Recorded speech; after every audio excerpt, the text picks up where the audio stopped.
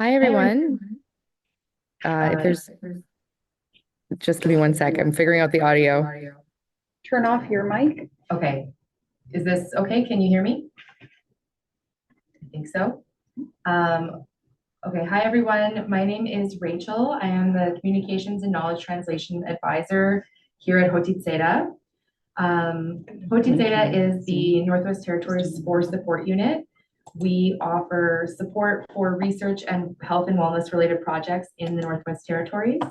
We're funded by CAHR and hosted by the Quechua government.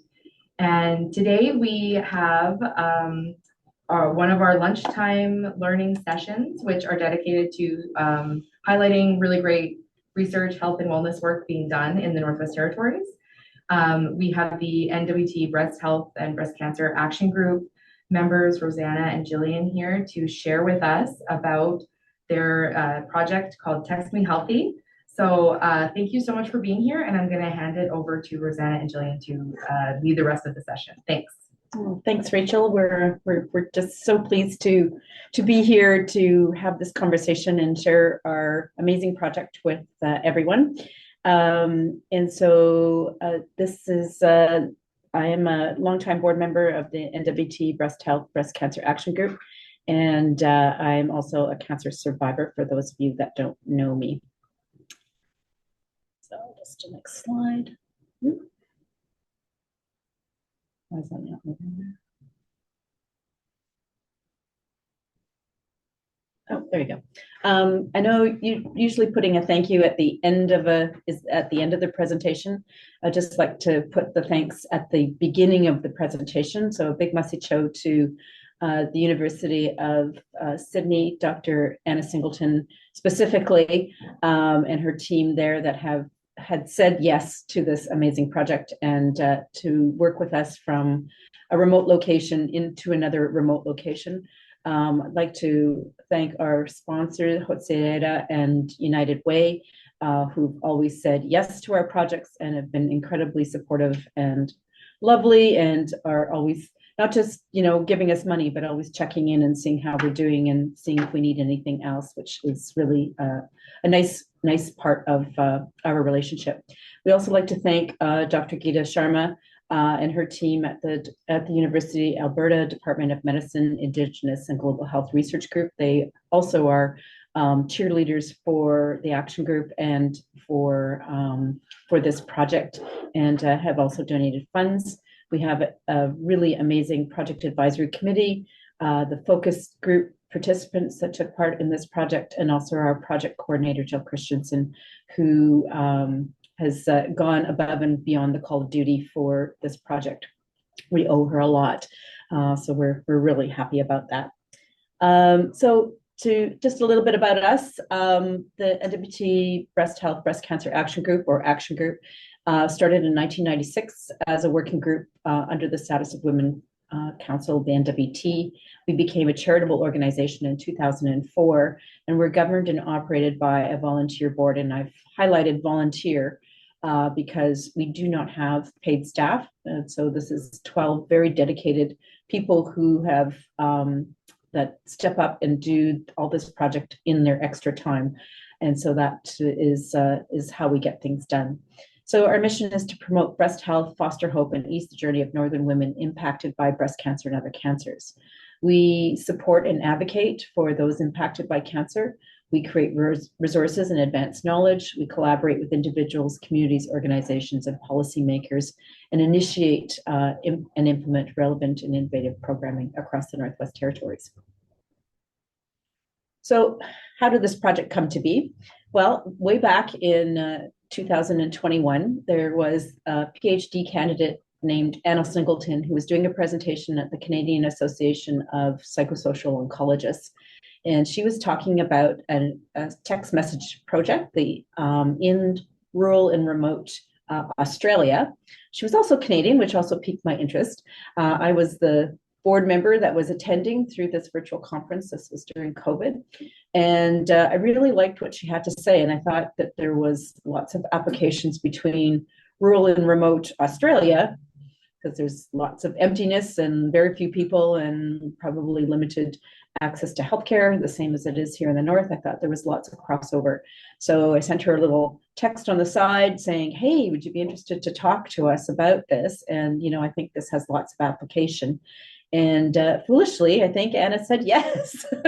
So we're really grateful. And we've had a long time with this project to get to know Anna and her team at the University of Sydney. And we're over the moon with this relationship. And they've been incredibly supportive. They've really listened to what we've had to say and how we want this project to go. So it's been a really lovely working relationship. So I'm going to say lovely and wonderful a lot during this presentation.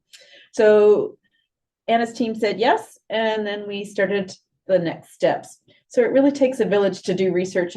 We're finding at the Action Group, we have never done a formal research project like this before.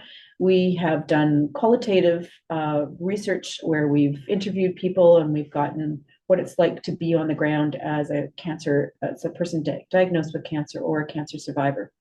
So going through all this formality of a research project has been a big learning experience for the Action Group. And Anna's team and Anna herself have been wonderful guides in guiding us through all the steps that have to happen through this. The board has also been on with this as well, right from the beginning. And we thought that there would be lots of good applications of having a text message supportive system for people in remote areas of the Northwest Territories, whether they have fly-in communities or whether they have road access. So part of normal projects with the Action Group is we always have a project advisory committee. We had 10 people that have signed up to be a part of our committee that have said yes to us. And these range from researchers to people with lived experience to former board members for the Action Group, social workers, healthcare providers. And they have guided us and provided the parameters in which we can operate this research project. And they have also made sure that we keep to what we want in terms of being sensitive to Northern experiences and cultural aspects of the Northwest Territories. The other aspect of this big team that has gotten this project on board is our focus groups. We have had 4 focus groups that helped develop the messages for this project, and also the participants that were willing to say yes to taking part in this presentation. After our initial conversation in 2021, we got approval from ethics in August of 2022. We got a research license in February of 2023, and then we finally got our research license with the Health Authority on May 23. So it's been a long process of getting those logistical aspects of the research project in place before we could actually get the project off the boards. Our focus groups were very critical on this part of the project. We had 4 focus groups and we had 41 individuals taking part in the focus groups. They were done over a 2-hour session over Zoom, and we had these done through guided discussions with the University of Sydney team and our project coordinator. The guided discussion was determined and designed by the Project Advisory Committee. So what did the focus groups do?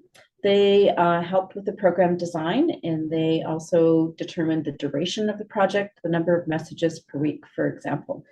They helped us choose text message themes that we would build text messages to, and also drafted some messages.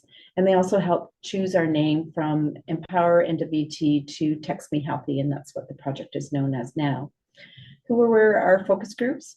They were cancer survivors. They were caregivers for people who were taking care of family members that had cancer. They were healthcare professionals. We had elders. We had community representation. We had people involved in the health promotion field involved. 100% were women. So it just goes to prove that in the NWT, if you need something done, you ask a bunch of women. 29% were Indigenous. 93% had higher education beyond high school. So they were instrumental in this project development. So they came up with 4 message themes: mental health, nutrition, tips for managing health, and navigating the healthcare system. So under mental health, for instance, is how to talk to loved ones, taboo subjects like sexual health after cancer. And these were all messages that were being developed for women who have had their diagnosis and are outside of treatment. So they're post-treatment up to 10 years. We also had nutrition, which was a real big focus for people in the communities. And we had tips for managing your health. There's lots of side effects as a survivor after treatments, and also navigating the healthcare system. This was a large conversation about how to get financial assistance, medical travel, etc. So we developed some messages along that line. So once we had our draft messages, we put them through a review. We had 36 people do a survey of the initial messages that were developed. 28, or just about half of our group from people from the focus group took part, plus we had 8 new members doing the review of the messages. And each message was put through a system of rating, and there was at least 4 participants that took part of this. And this lovely survey was developed by the University of Sydney. So we could rate these messages on whether they were useful, whether they fit this northern context, whether the links that were associated with that text message were viable and relevant to what we have here. A message that had a link to something that was happening in Toronto does not really work for us here in the Northwest Territories. So overall, we came up with 113 messages, but then we continued to develop more. So here's our text messages by numbers. We came up with 210 draft messages, which is awesome because this will be a pool of messages that we can go back to. Of that 210, we distilled it down to 52 final messages, 13 messages per of the 4 themes that we had. And then we had 6 messages per cancer group. And we were targeting 5 cancer groups here in the Northwest Territories. That's breast cancer, colorectal, lung, ovarian, and cervical. The messages were written at a grade 7 level. We kept them short and sweet.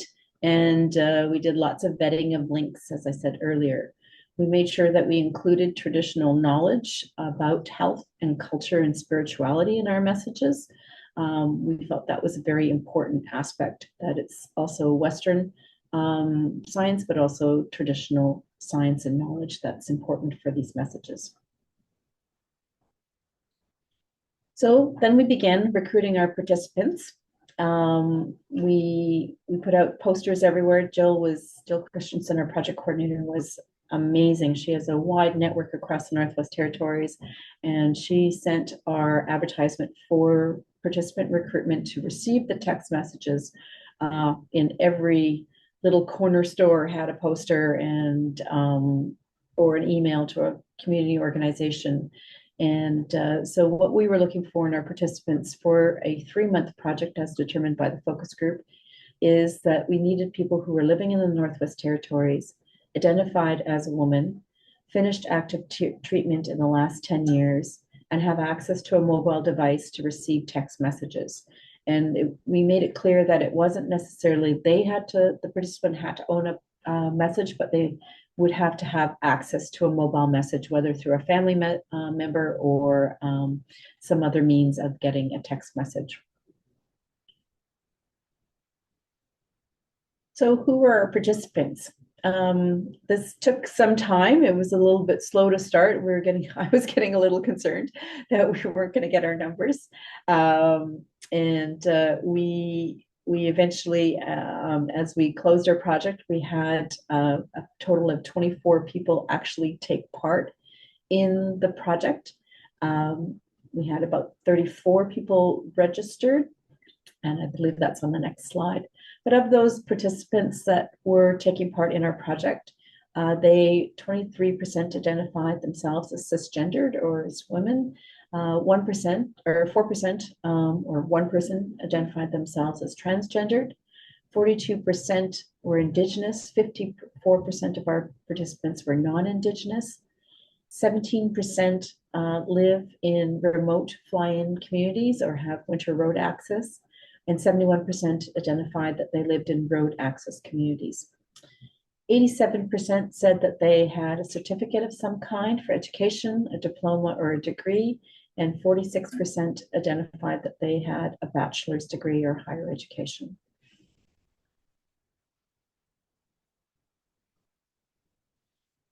So some of our preliminary research, we had 34 people sign up to the REDCap website where they can sign up for the text message project, the Text Me Healthy project, and assessed for their eligibility if they met all the criteria that we had outlined as a participant.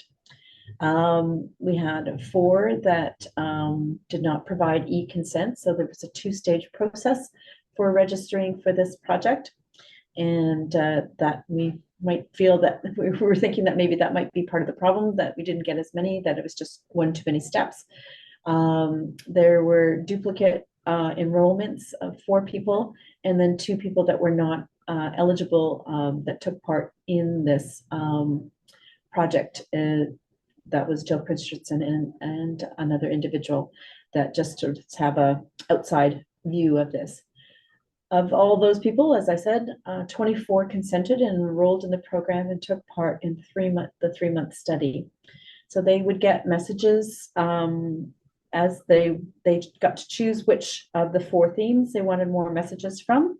They got to choose how many times they wanted messages and whether they wanted it on a regular basis or a non-regular basis. So they would register get up to 2 to 4 messages per week. A lot of them chose random, which was kind of nice because then you just didn't sort of ignore it because it came in always at 12 o'clock. You would get a message at 2 o'clock in the afternoon. You get one at first thing in the morning, depending on how you set it up. There was an option for identifying yourself with a nickname or your personal name. And there was an opportunity for 2-way messaging, but it was just only for emergency situations, and that would be directed to our project coordinator who would be able to answer that. Of the 24 people, at the end of their time of receiving these text messages, they were sent a feedback survey, which there was a follow-up by Dr. Singleton and our project coordinator on making sure that they completed the survey so that we can get the results. Of those 24 people that took part in the receiving messages, only 13 completed the feedback. I was a little disheartened at that, and Dr. Singleton assures me that that's pretty normal for research projects, that half the people will complete the survey aspect. From those surveys, this is where we get our results, and this is where we're going to build our writing of this research up into journals and publishing this information. So what did people say? So this was heartening. We had 100% said the messages were easy to understand, and looking at some of the other projects that text message projects that Dr. Singleton provides in Australia, this seems to be a given for all of those text message projects, that 100% are easy to understand. So that was really good to know that our messages that we had drafted up and put into those theme categories had proven to be easy to understand, which was good.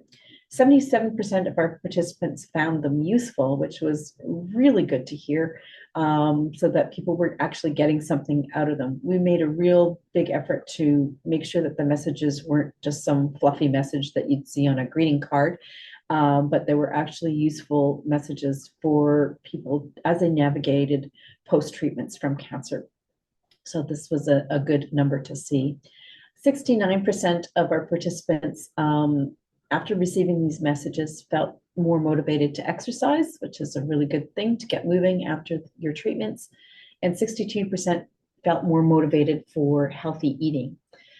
Also, 69% felt fully supported between their appointments. So this is good information for us to know that this idea of offering text messages as a way of supporting people across this wide place that we call home in the Northwest Territories is that it's useful for people because a lot of resources are geared towards you during your treatments, but after treatments, there's not a lot of resources available to you to find the supports as you navigate health concerns that have occurred after treatments, or conversations with your family, or your mental health in these situations. So these messages can be used as a tool to support women further across the Northwest Territories.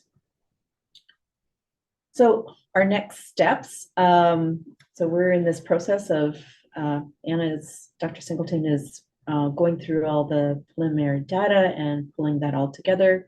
Our next steps is sharing this information, whether through journals or through conferences or through this opportunity here with you during this lunch session.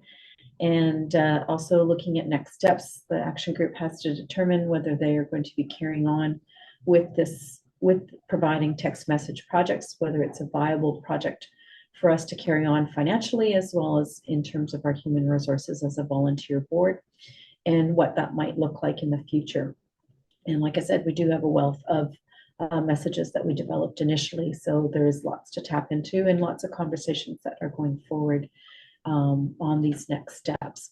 So we're very, very grateful for, again, for this working relationship with the University of Sydney, and especially Dr. Singleton, who's been a guiding light as well as an extremely patient person as we navigate through the systems of setting up a research project and implementing a research project here in the Northwest Territories.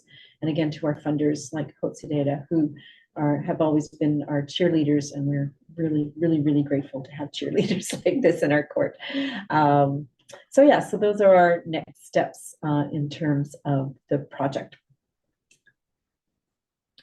So thank you for your time today. The board would like to thank you, and we'd also like again to thank Dr. Singleton to take us through this research project. I'm just going to add that. I want to hear Jen. Oh, yeah.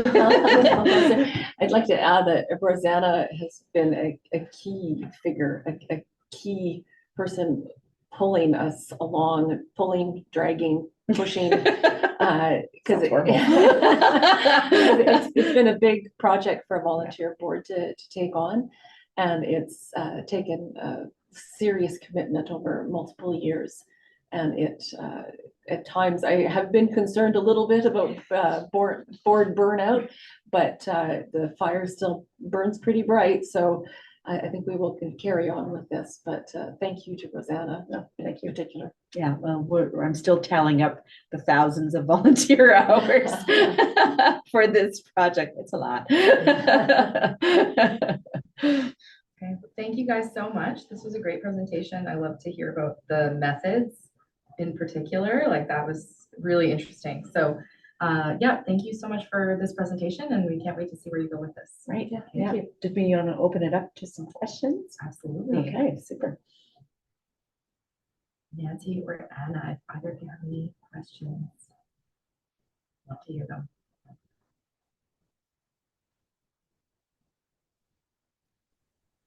Hi, amazing presentation. Well done.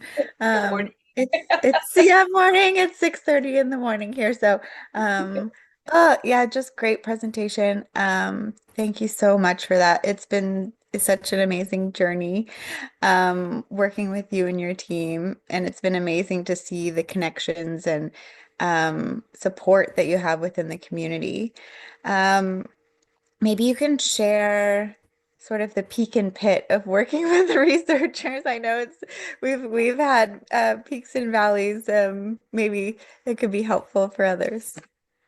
Oh, that's great. Thank you, Anna.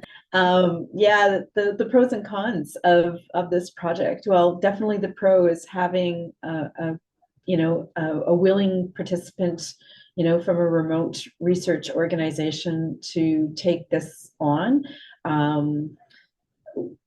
The pro also is that is finding a partner that truly listens to what are the parameters and working environment that you have here in the Northwest Territories. So we felt that we were really listened to by Anna and her team.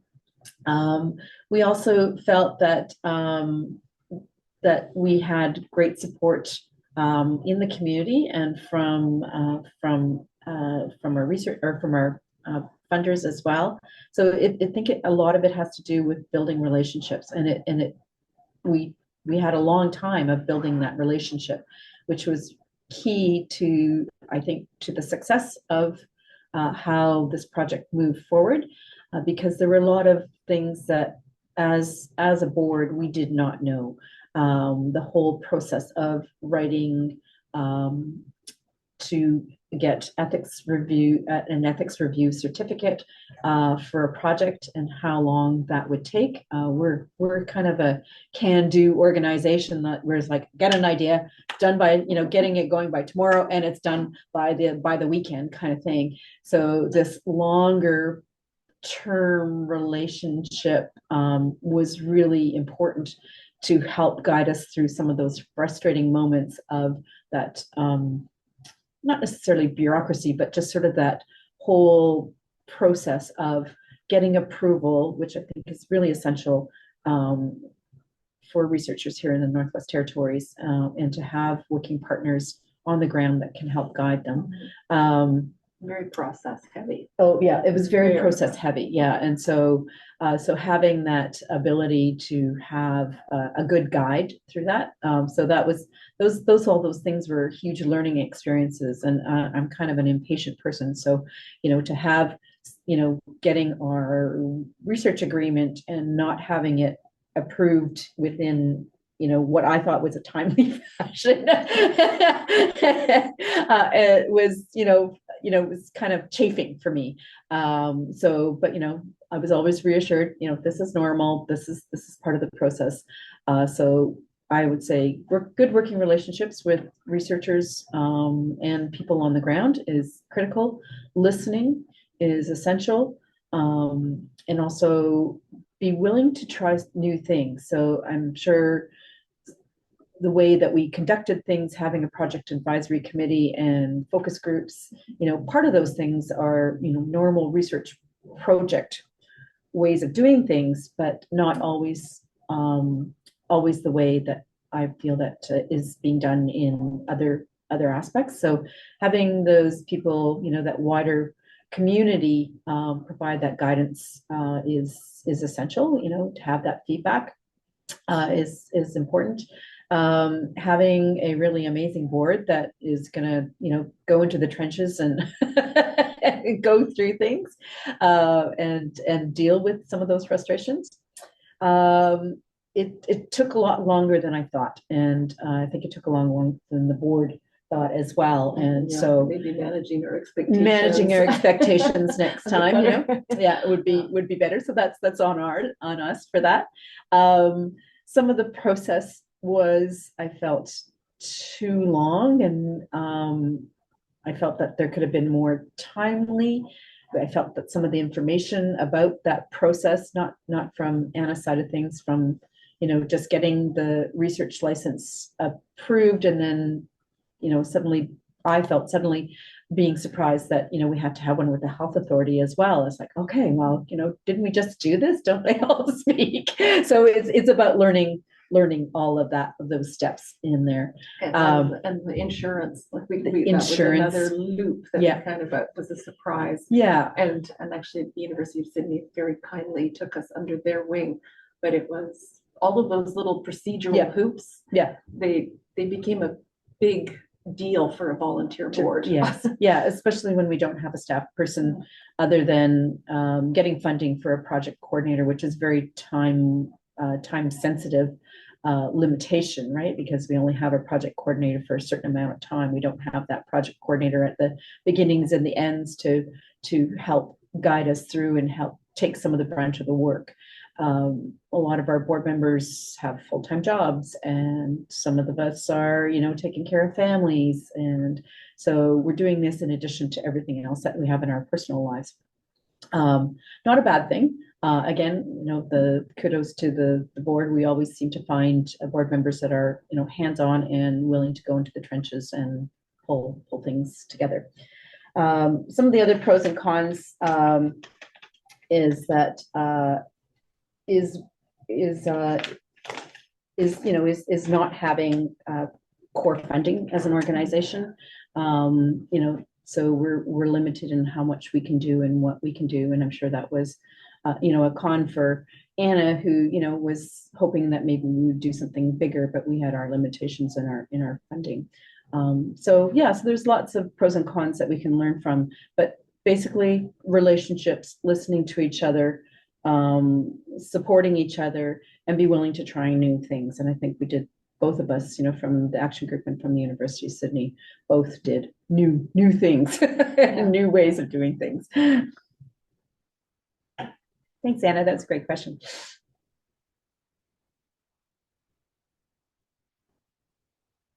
I have a question. Oh, thanks, Rachel. Yeah, I'm just I'm so impressed with the work that a group of volunteers is willing to put in. As you mentioned, that is hard, I've seen a lot of projects that weren't successful because they couldn't get that kind of volunteer involvement, right? Yeah. So I'm just curious if you have any kind of tips or lessons learned about the way to get that buy-in that is so hard to get on so many projects. Wow. I think it helps that we all have such personal stake. Like almost all of us have had breast cancer or are still living with it. We're still in treatment. Yeah.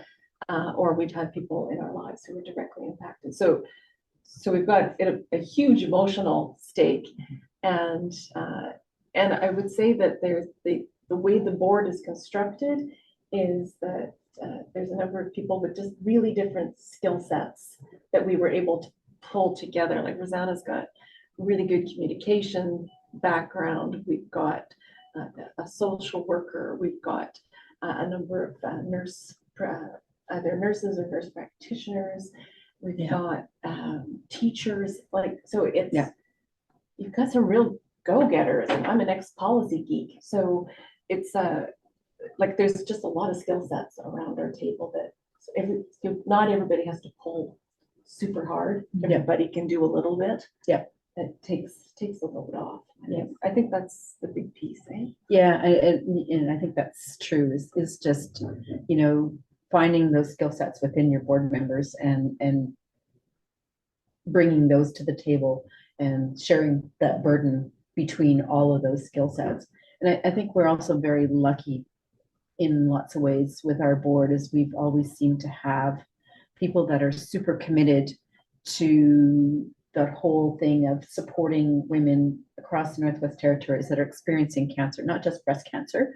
So I think that's really essential. And I think for those of us that have gone through cancer treatments, we know, even if we live in Yellowknife, we know how hard it is to navigate the system, and we know how hard it is to be away from your family when you receive treatments, and and have to constantly go travel somewhere to get your post-treatment follow-ups and what that's like. So I think that empathy of what people are experiencing is also an essential key. So yeah, that's a really good question. I think also we're just really lucky to have awesome people on the board now. Yeah. So, yeah, cool. Thank you. Yeah, that's a great question, Rachel. Thank you.